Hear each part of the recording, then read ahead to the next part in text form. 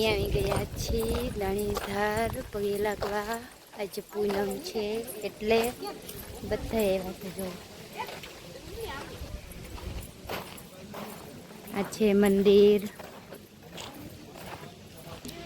આ છે મંદિર નાગશી દાદાનું અને ધજા ફરકે છે. જો અમે દર્શન કરવા આવી ગયા છીએ.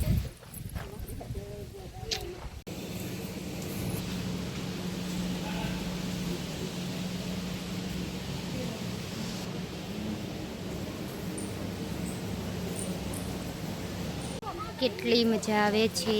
જો બધાય